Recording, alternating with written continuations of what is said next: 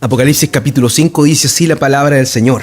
Y vi en la mano derecha del que estaba sentado en el trono un libro escrito por dentro y por fuera, sellado con 7 sellos. Y vi a un ángel fuerte que pregonaba a gran voz: ¿quién es digno de abrir el libro y desatar sus sellos? Y ninguno, ni en el cielo, ni en la tierra, ni debajo de la tierra, podía abrir el libro, ni aún mirarlo.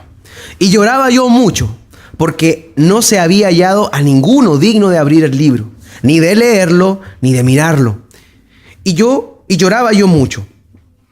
Y uno de los ancianos me dijo: no llores, he aquí que el león de la tribu de Judá, la raíz de David, ha vencido para abrir el libro y desatar sus 7 sellos.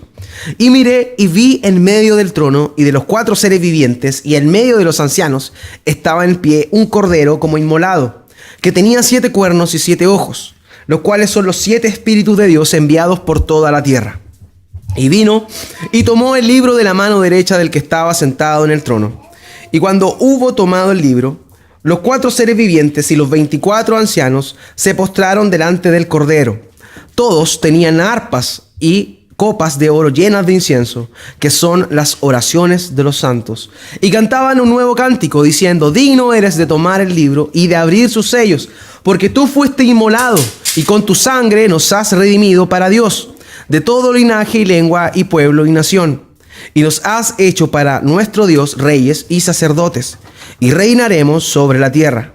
Y miré y oí la voz de muchos ángeles alrededor del trono, y de los seres vivientes, y de los ancianos, y su número era millones de millones, que decían a gran voz: el cordero que fue inmolado es digno de tomar el poder, las riquezas, la sabiduría, la fortaleza, la honra, la gloria y la alabanza. Y a todo lo creado que está en el cielo y sobre la tierra y debajo de la tierra y en el mar, y a todas las cosas que en ellos hay, oí decir: al que está sentado en el trono y al cordero sea la alabanza, la honra, la gloria y el poder por los siglos de los siglos. Y los 4 seres vivientes decían: amén. Y los 24 ancianos se postraron sobre sus rostros y adoraron al que vive por los siglos de los siglos. Inclina su rostro y acompáñeme a orar.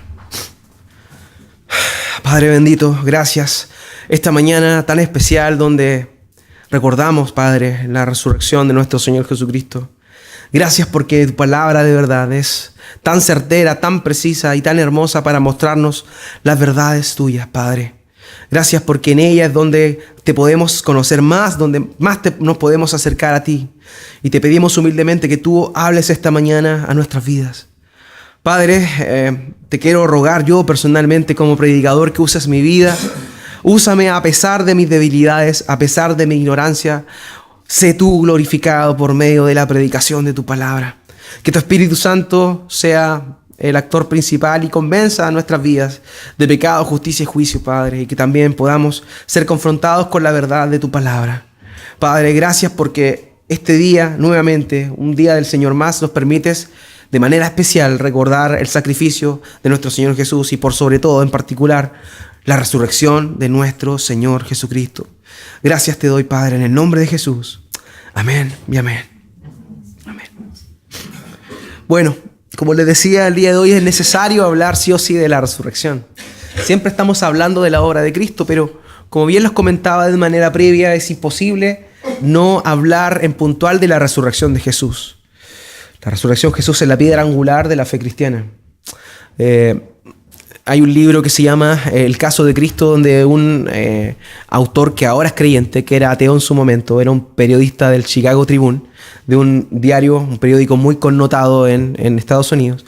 Él, al ver que su esposa había conocido a Cristo y estaba asistiendo a una iglesia, él comienza a ver transformaciones en su vida. Sin embargo, él, al ser un ateo, quería echar abajo a su esposa, su fe, y es para eso que comienza una travesía en la cual él quiere demostrar que la fe cristiana es una mentira.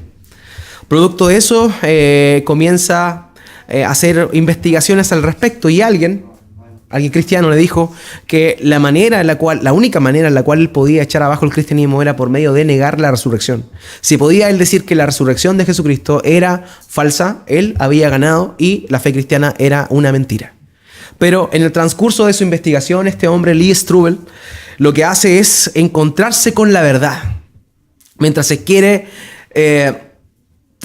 confrontar la verdad, él se encuentra con el Cristo de la Biblia y se da cuenta que la resurrección es un hecho, no tan solo histórico, sino también científico y a la vez también un hecho que certifica la fe cristiana. Nadie, ninguna otra religión ni ningún otro tipo de fe puede decir que el fundador era el Hijo de Dios y que la vez resucitó. Mahoma era un profeta, según la misma perspectiva del Islam, pero él era un profeta, nunca fue Dios, y él murió y ahí están sus huesos enterrados. No hay nada más que decir referente a él. Él nunca resucitó, nunca hizo nada de ese tipo.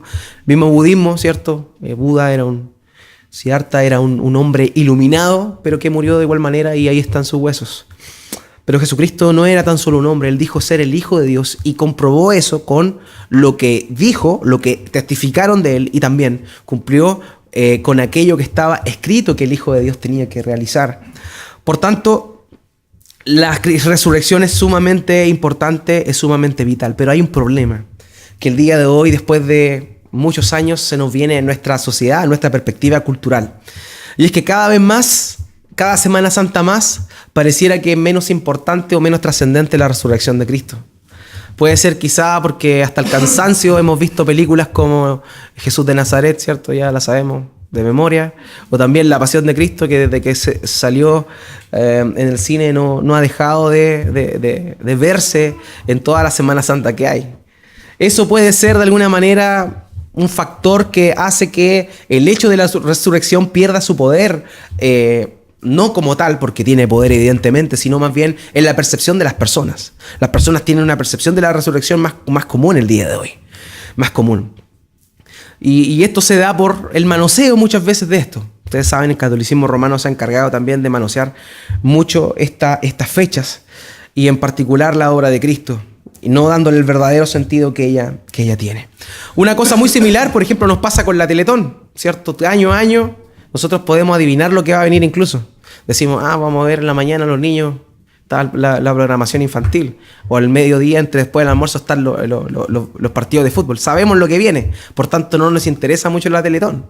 A pesar que se cumple la meta, a pesar que toda la gente dona, pero cada vez somos más insensibles a los testimonios que sabemos que van a venir. Sabemos que vienen testimonios emotivos y eso hace que de alguna manera uno pierda un poquito el sentido de la emotividad de lo que significa la Teletón como tal. Algo muy similar a lo que pasa de alguna forma con la muerte y resurrección de Cristo que celebramos en Semana Santa. Ahora, la gente lo está viendo como algo natural, algo que no le causa asombro alguno, producto de esta pérdida de la sensibilidad. Lo vemos también en las series del momento. Superman resucita. Goku resucita. Jon Snow resucita. Es algo que es común dentro de incluso las series de televisión. Por tanto, hablar de un Cristo, de un Mesías resucitado no tiene mucha ciencia. Pero déjenme decirles que la Escritura nos muestra que no hay hecho más maravilloso que la resurrección de Cristo. Y esta mañana me gustaría hacerle honor a ese acontecimiento tan importante y fundamental dentro de la fe cristiana, que no voy a tomar un típico pasaje de la resurrección como lo habrán notado, sino más bien un texto que para muchos pudiese parecer raro, difícil de entender, como es el texto de Apocalipsis. Déjeme decirle que no, según mi manera de ver la Escritura, yo no creo que haya un capítulo más glorioso que este en la Escritura, en el cual se ve la gloria que toda la creación le rinde al león de la tribu de Judá.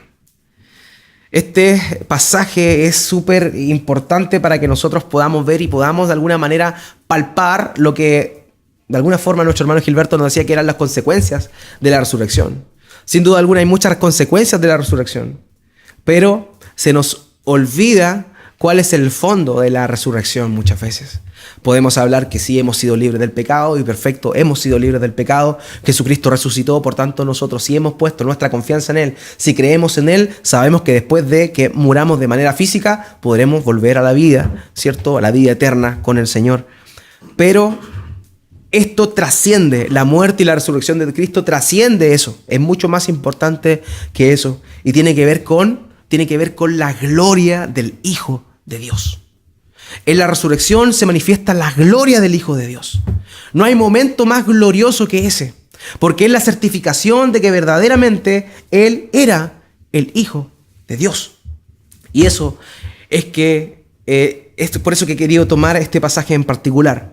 Ahora bien, ustedes saben, Apocalipsis es un libro maravilloso, difícil para algunos, para otros un poco despreciado porque no es muy claro, porque este libro está escrito en una figura literaria, un género literario llamado la apocalíptica, que no es muy común, de hecho es el único libro del Nuevo Testamento y de la Biblia que posee ese género.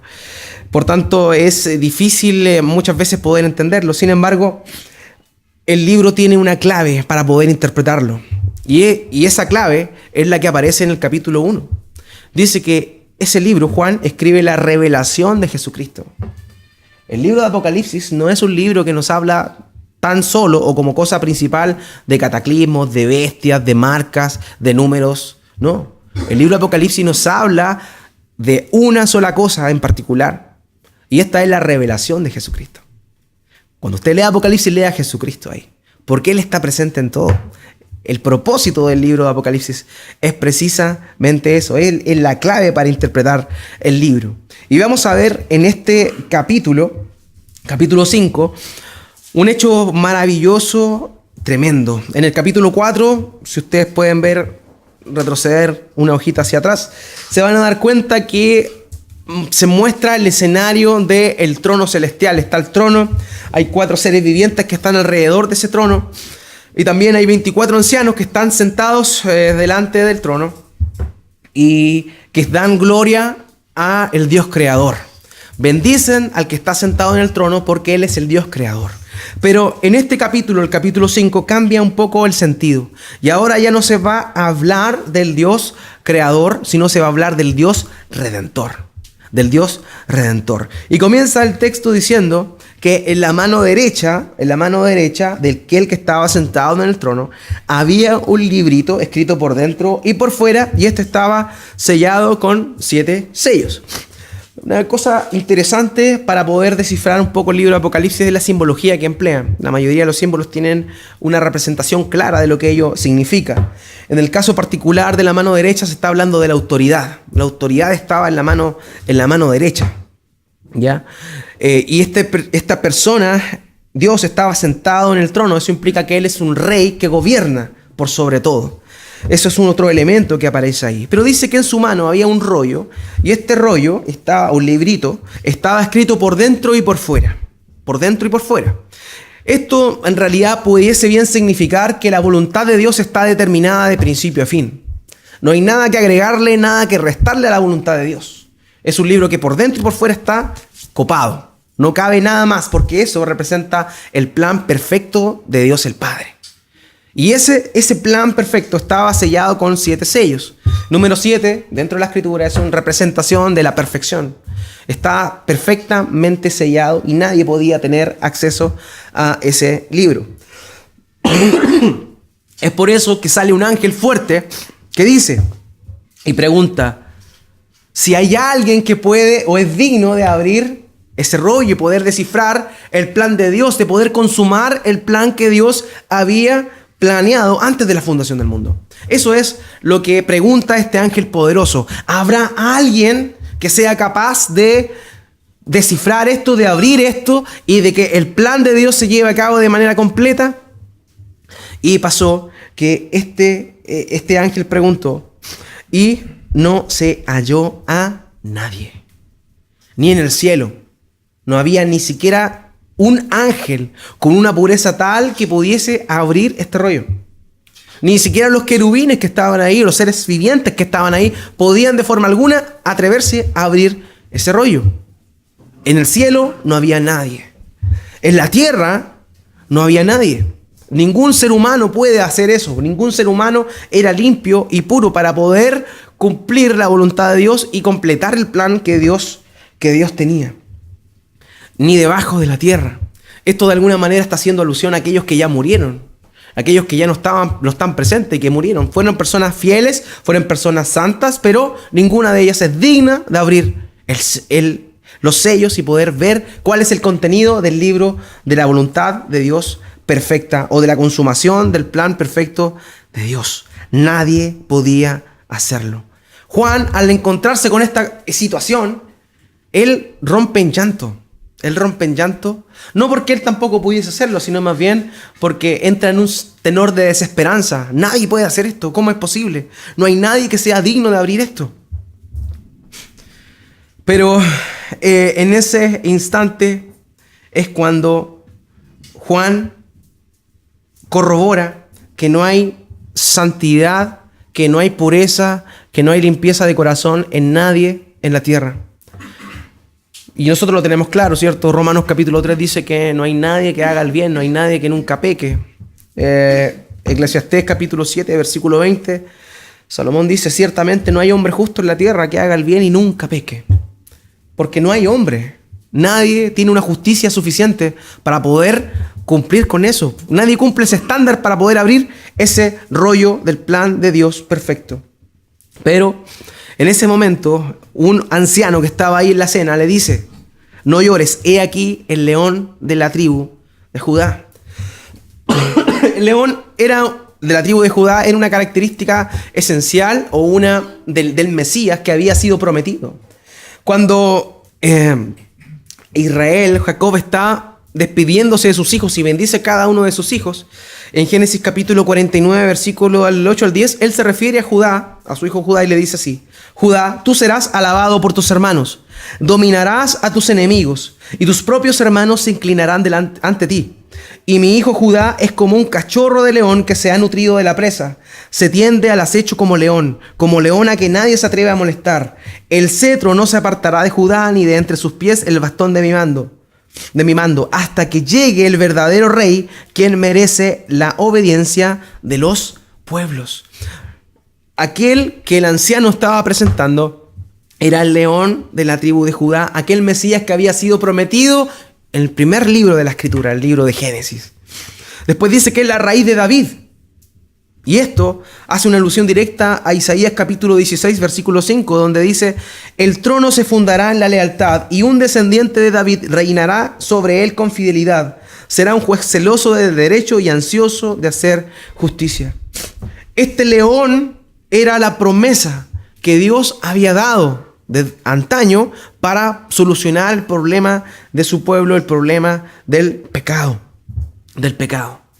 Ahora, este anciano muestra, y presenta a un león fuerte, haciendo alusión a cada una de estas profecías, ¿cierto? Y dice que este ha vencido.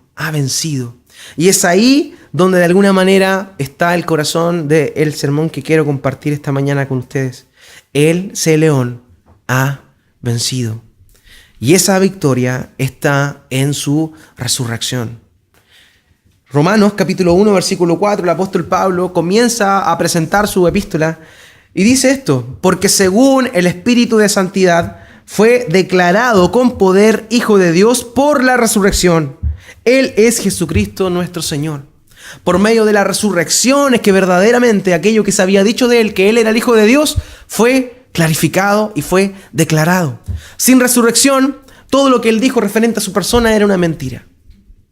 Por tanto, ese león es aquel que venció. ¿Y qué fue lo que venció? Venció la muerte al tercer día cuando resucitó con poder y majestad. Ahora bien, es increíble porque este anciano le está presentando a Juan, le está presentando un león. Y él, al voltear y al mirar la imagen, no se encuentra con un león. Dice que al ver se encontró con un cordero como inmolado. Ese león que representa majestad, que representa justicia, equidad, que representa poder y majestad, valga la redundancia, ese león no era otra cosa que un cordero inmolado, un cordero que había sido sacrificado. Jesucristo es el león y es el cordero a la vez. Y esa es la paradoja más grande que pueda haber en la historia. Muchas veces le he comentado esto. No hay algo más grande que esto. Los judíos esperaban a un león a un Mesías que viniese a mostrar su majestad, su poder, y lo primero que hacen es encontrarse con un cordero. Porque este león a la vez es un cordero, pero este león estaba inmolado. El verbo ahí es interesante, o sea, la conjugación es interesante, porque nos habla un poco de que había sido inmolado en el pasado. Ese cordero se presenta ahí en el trono, pero él ya había sido inmolado y en su cuerpo manifestaba las marcas de esa inmolación. O sea, él se presenta delante del trono de Dios a sacar el rollo que se encontraba en la mano derecha del que estaba sentado en el trono. Pero esto él lo hace con sus marcas visibles de su sacrificio que había realizado. Eso nos muestra a Jesucristo resucitado. Jesucristo resucitado con poder como un león, con majestad como un león, pero en una forma tan humilde como la de un corderito. No sé si ustedes han visto cuando matan a un corderito. Es algo muy tierno, de verdad, y desesperante a la vez. Tuve la oportunidad de verlo cuando me fui de misiones a la cordillera, y los pehuenches eran buenos para comer corderito. Y ahí ellos me dijeron, oye, ven a presenciar cómo hacemos todo. Entonces me acerqué y vi cómo lo hacían. Lo acostaban en una roca, le enterraban un cuchillo acá en la yugular, y en ningún momento el corderito hacía nada. Se entregaba simplemente, empezaba así a saltar hasta que finalmente la vida se le iba. Nunca chilló, nunca hizo nada. Ese es un cordero inmolado. Ese es el Señor Jesucristo que fue entregado sin decir una sola palabra por ti y por mí. Pero ese cordero inmolado se presenta aquí ante el trono de Dios de una manera victoriosa, como el león, pero con una apariencia de cordero, que había sido sacrificado por tu pecado y el mío. Pero Él se presenta victorioso aquí, con esas marcas que tu pecado y el mío produjeron. Él se presenta ante el trono del Padre. Aquí el texto nos dice y nos da una figura bien especial. Habla de que este cordero tenía 7 cuernos. Y sabemos que dentro de la simbología apocalíptica y también de la escritura, el cuerno significa el poder, la fuerza. Nos habla también de que este cordero, indefenso, inmolado, tenía todo el poder. Recordemos, el 7 significa perfección. Un poder perfecto estaba en este cordero que había sido inmolado, que a la vez era un león, perdón. Y a la vez también dice que este cordero tenía 7 cuernos y a la vez tenía 7 ojos. Y los ojos, el mismo pasaje nos dice que son los 7 espíritus de Dios. Más allá de ahondar y decir, entonces Dios tiene 7 espíritus, lo que tenemos que sacar de ahí es la idea principal de que a eso se está refiriendo al Espíritu Santo. Y también a la sabiduría de Dios. Él todo lo ve, Él todo lo sabe. Este cordero inmolado fue lleno del Espíritu Santo mientras realizó su obra acá. Y a la vez también estaba lleno de poder y lleno de sabiduría. Y es por eso que de esa manera Él se muestra aquí de esa forma. Ahora bien, pasa algo interesante. Él llega y se acerca al trono y toma el rollo de la mano del que estaba sentado en el trono. Ahora, es importante eso. ¿Se acuerdan que la pregunta del ángel era, ¿acaso hay alguien que pueda abrir el rollo? ¿Hay alguien digno de abrir el rollo? Y la respuesta fue nula, nadie era capaz. Pero aquel que estaba sentado en el trono podría haber abierto el rollo, porque le pertenecía a él. Pero si él hubiese abierto el rollo sin un mediador, nadie podría confiar en Cristo Jesús y tener certeza de que ha sido salvado. Si el Padre hubiese abierto el rollo y hubiese impartido justicia sin ese mediador, tú y yo no tendríamos esperanza esta mañana. Pero porque hubo alguien digno, quien era el cordero, el león y el cordero inmolado, Él fue y se presentó delante del trono de Dios y en ese instante toma el rollo. Es un poco la figura de lo que nos muestra acá, quizá un poco parecido a lo que el escritor de Hebreos nos muestra en Hebreos capítulo 2, versículo 8 al 9, donde dice lo siguiente: todo lo sometiste a su dominio, Si Dios puso bajo Él todas las cosas, entonces no hay nada que no le esté sujeto. Ahora bien, es cierto que todavía no vemos que todo le esté sujeto. Sin embargo, vemos a Jesús, que fue hecho un poco inferior a los ángeles, coronado de gloria y de honra por haber padecido la muerte. Así, por la gracia de Dios, la muerte que Él sufrió resulta en beneficio de todos. Ese cordero que se acerca al trono y toma el rollo, lo que hace es darnos certeza de que Él es el intermediario por el cual nosotros podemos acercarnos confiadamente al trono de gracia y encontrar socorro oportuno en ese lugar. Por medio de ese mediador, de ese cordero que había sido inmolado y que había vencido. Porque, hermanos míos, Él ha vencido. Amén. Él ha vencido. Pero fíjense en la respuesta, y es aquí donde quiero concentrar esta mañana este sermón. Lo que le he dicho esta mañana no es algo nuevo para ustedes quizás. Todos saben que Jesucristo murió, todos saben que Jesucristo resucitó y que Jesucristo ascendió. El problema no es eso. El problema es cuál es nuestra respuesta ante eso. Cuando vemos esta imagen celestial y vemos a aquellos que están presentes en esta instancia, cuando está ocurriendo esto, cuando el Cordero se acerca al trono y toma el rollo, y la actitud que tienen estas personas, estos seres que estaban ahí, es muy distinta a la que nosotros tenemos. ¿Qué dice el pasaje acá? El pasaje dice que todos los que estaban presentes, los 4 seres vivientes y los 24 ancianos, ¿qué hacen? Se postran. Se postran. Al ver la majestad de la obra de Cristo siendo muerto como un cordero, resucitado con poder, con su victoria, ellos, y ver que Él es el único digno de tomar este rollo, abrirlo y desatar el plan perfecto de Dios, ellos se humillan, se postran delante del cordero, todos y cada uno de los que estaba presente en ese lugar. Hermano mío, tú que has creído en Cristo, ¿cuántas veces o cuándo fue la última vez que te arrodillaste delante del cordero? ¿Cuándo fue la última vez que tu actitud fue de humildad? Pero una humildad sincera, una humildad que te desploma a tierra. Muchas veces nosotros tenemos y nos tratamos de desmarcar un poco de algunos hermanos cristianos que son quizás muy efusivos. Y decimos, estos hermanos son locos. Quizás son un poco desordenados, es cierto. Pero por lo menos muchos de ellos tienen un sentido de ubicación delante de la majestad de Dios mucho más desarrollado que nosotros. Cuando recordamos el sacrificio de Jesús, cuando vemos su victoria en la cruz, ¿cuál es nuestra postura? ¿Impavidad? ¿Y nos quedamos así?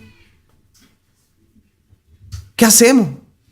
Cuando vemos la majestad de Dios, la majestad del plan perfecto de Dios en Cristo Jesús humillándose por los pecadores, ¿cuál es nuestra respuesta? ¿Humildad? ¿Caemos rostro en tierra? ¿Cuándo fue la última vez que oramos arrodillados, hermano? ¿O alguna vez siquiera hemos arrodillado? O sea, orado de una postura de rodillas. En la Escritura yo veo eso, hermano mío. Yo veo hombres que se han encontrado con Dios de rodillas. Ahora, eso no quiere decir que tú vengas acá y te arrodilles, ¿no? Estoy hablando de tu intimidad, cuando nadie te ve, cuando el Señor Jesucristo dice cerrada la puerta. En tu intimidad, ¿cuándo fue la última vez que te arrodillaste? Porque si no te arrodillas en tu cuarto, no sacan nada con venir a arrodillarte acá. Pero la postura de estos seres al ver esto es la sumisión absoluta. Absoluta. Continuemos avanzando. Dice que cada uno de estos seres tenía arpas en sus manos. Estos instrumentos, las arpas, eran empleados cuando se cantaban alabanzas y cánticos de alegría. O sea, ellos tienen, fíjense la dualidad. En este momento ellos tienen una actitud reverente, se humillan, pero también están listos para alabar a Dios con alegría y con gozo. Hermanos míos, ¿cómo alabamos a Dios nosotros? ¿Cómo lo hacemos? Cuando vamos a un cumpleaños, cuando vamos a algún matrimonio, cuando vamos a alguna celebración en particular, que levante la mano. Y cuando venimos a la iglesia a alabar al Señor, no somos capaces de aplaudir. De eso estoy hablando, hermano. Somos impávidos ante la majestad del Cordero. no nos humillamos delante de Él y tampoco le alabamos como Él lo merece, con gozo en nuestro corazón. Salmo 150, alabad con arpa, con cántico, con tambores, con las palmas, alábale con todo. No se trata, insisto, de ser desordenado, pero se trata de tener una actitud alegre cuando estamos alabando a nuestro Señor. Él venció, hermano. Él venció. No hay gozo más grande que ese. Una humildad que tiene que nacer en nuestro corazón al vernos ante este Cordero majestuoso que se entregó por nosotros, pero a la vez un gozo, alegría. Y esto es increíble porque vemos nuevamente otro contraste. Vemos el contraste del Cordero majestuoso, del león majestuoso y de un Cordero humilde. Y a la vez vemos la respuesta de estos hombres con un temor reverente, humillados hasta el polvo, a su rostro completamente en tierra, pero con una actitud y con instrumentos para alabar con gozo. Esa dicotomía tiene que estar presente en nosotros. Si somos hijos de Dios, ser personas alegres por lo que Él hizo, pero a la vez ser personas reverentes por lo que Él hizo también. Y una de las cosas que nos falta mucho a nosotros es eso: la reverencia y el gozo. La reverencia y el gozo. Insisto, se entiende que muchos quizá vienen del catolicismo romano, en el cual era un trámite ir a misa. Pero hermano, nosotros estamos ante el verdadero Rey de Reyes y Señor de Señores. Y nuestro corazón tiene que estar totalmente quebrado y doblegado ante Él. Fíjense lo que dice acá. Estas personas, estos seres, estos 24 ancianos, estos 4 seres vivientes, dice que toman sus arpas y tienen sus copas llenas de las oraciones de los santos.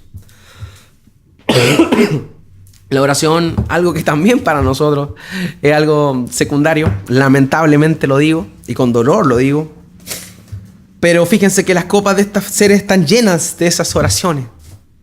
Llenas de esas oraciones. Y ellos elevan un cántico. Y el primer cántico aparece escrito del versículo 9 al versículo 10. Y dice lo siguiente: y cantaban un cántico diciendo: digno eres de tomar el libro y de abrir sus sellos, porque tú fuiste inmolado, y con tu sangre nos has redimido para Dios de todo linaje y lengua, pueblo y nación. Y nos has hecho para nuestro Dios reyes y sacerdotes, y reinaremos sobre la tierra. Digno es Él de tomar el libro, de abrir los sellos, porque Él fue inmolado, hermanos míos. Él fue inmolado. Él se sacrificó siendo puro. Siendo puro, no teniendo ningún pecado, Él se sacrificó por ti y por mí, si es que has puesto tu fe en Él. Y con su sangre nos ha redimido para Dios, nos compró para Dios, nos sacó del mercado de esclavos en el cual estábamos presentados para ser, porque pertenecíamos a, nuestro dueño era Satanás, nuestro dueño era el pecado, vivíamos conforme a eso, pero el Señor Jesucristo, con su sangre derramada completamente, nos redimió y nos compró para Dios. De todo linaje, lengua, pueblo y nación, para ser un solo pueblo. Nos has hecho para nuestro Dios reyes y sacerdotes. Esas son implicancias de la resurrección de Cristo. Nos redimió, nos compró y nos escogió de todo lugar, de toda lengua, de toda etnia, de todo pueblo y nación. Y nos hizo reyes y sacerdotes. ¡Qué maravilla más grande! Si merecemos el infierno por nuestros pecados. Y Él nos ha sacado de esa condición y nos hace ahora reyes y sacerdotes. Evidentemente en esta vida no podemos palpar todo ello. Pero es una promesa que está no para esta vida limitada, sino para la eternidad. Para que nosotros disfrutemos de ella. Por tanto, amado hermano, nunca olvidemos eso. Posterior a eso, vimos que los 24 ancianos, los 4 seres vivientes, con arpas hacen un cántico que es el que acabamos de leer. Pero la segunda respuesta es una aclamación que hacen estos mismos personajes que hemos visto, los 24 ancianos, los 4 seres vivientes, pero ahora se suman los ángeles que están en el cielo. Se acercan al trono y dicen lo que aparece en el versículo 12. Que decían a gran voz: el Cordero que fue inmolado es digno de tomar el poder, la riqueza, la sabiduría, la fortaleza, la honra, la gloria y la alabanza. la escena del trono de Dios se amplía. Se acercan millares y millares de ángeles. Millones, dice acá, millones de millones. Y aclaman a gran voz: el Cordero que fue inmolado es digno de tomar el poder, la riqueza, la sabiduría, la fortaleza, la honra, la gloria y la alabanza. Hermanos, como si fuera poco, a esto se suma una tercera aclamación, donde toda la creación se suma. Versículo 13 y 14. Y todo lo creado que está en el cielo y sobre la tierra y debajo de la tierra y en el mar y a todas las cosas que en ellos hay, oí decir al que está sentado en el trono y al Cordero sea la alabanza, la honra, la gloria y el poder por los siglos de los siglos. Y los 4 seres vivientes decían: amén. Y los 24 ancianos se postraron sobre sus rostros y adoraron al que vive por los siglos de los siglos. Hermanos míos, Cristo Jesús resucitó para darnos todo lo que nos dio. Pero lo que Él demanda de nosotros es alabanza, gloria, adoración. Y nosotros lo que menos hacemos es eso.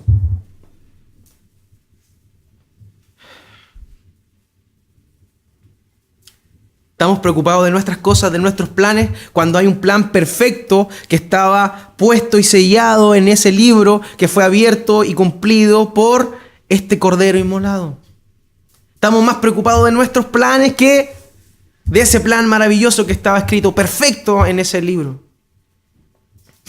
Estamos preocupados más de buscar nosotros nuestra propia gloria, de encontrar un lugar, una posición en el mundo, de ser aceptados, de ser validados, de sentirnos bien, de sentir que nos quieren, y dejamos totalmente al lado nuestra misión principal, que es adorar, glorificar, honrar a aquel Cordero, el único digno de abrir los sellos. Cristo resucitó para que le demos gloria, hermanos. Para eso es. Y aquí hay algo maravilloso y majestuoso. Dice el versículo 13: y todo lo creado que está en el cielo y sobre la tierra y debajo de la tierra y el mar y todas las cosas que en ellos hay, oí decir al que está sentado en el trono y el Cordero, sea la alabanza, la honra, la gloria, el poder y por los siglos de los siglos. Todo, hermanos míos, todos. Todo va a dar gloria a Dios. Si a ti no te gusta dar gloria a Dios aquí en este mundo, olvídate, porque te vaya a aburrir en el cielo. Porque en el cielo lo que se hace es darle gloria a Dios por lo que Él hizo. Si no tienes un corazón humilde, un corazón de gratitud, de alabanza a Dios, ahora te vas a aburrir en el cielo, porque eso es lo que se hace allá. Y aquí también hay un llamado importante. En Filipenses capítulo 2, versículo 5 al 11, lo vimos también en nuestra serie de Filipenses. Vimos que toda rodilla se doblará y toda lengua confesará que Jesucristo es el Señor, para la gloria de Dios Padre. Ahora, si tú que estás aquí esta mañana, quizá no has confiado en Cristo Jesús, si quizás no has puesto tu fe en Él, y para ti lo que estoy hablando es algo, una mitología, es algo, no sé, que no tiene mucho sentido, te tengo que decir una verdad importante. Esto es real, esto es verdad. Y todos los que estamos aquí vamos a arrodillarnos un día delante de Dios y vamos a decir: digno eres. Pero tienes dos opciones: o hacerlo siendo salvado, o hacerlo siendo un perdido. Tu rodilla se va a doblar, ya sea en esta vida o en la próxima. Si tú confías en Cristo, pones tu fe ahora en esta vida, tú vas a hacer eso y vas a estar disfrutando de las bendiciones tremendas que Dios nos ha dado. Pero si tú no quieres arrodillarte y proclamar esto en esta vida, lo vas a hacer igual después. El problema es que después va a ser demasiado tarde. Porque hemos sido creados, todas y cada una de las cosas. Dice que todo lo que está creado y lo que estaba en el cielo, sobre la tierra y debajo de la tierra y el mar, y con esto el apóstol Juan lo que trata de decir es todo va a proclamar a gran voz al que está sentado en el trono y el Cordero, la alabanza, la honra, la gloria y el poder. Todo se va a doblegar delante de Dios y del Mesías, del Señor Jesucristo. Todo. Por eso, aprovecha de hacerlo ahora, si es que no lo has hecho antes. Porque hemos sido creados para esto. Y esto también, hermanos míos, nos dice una cosa.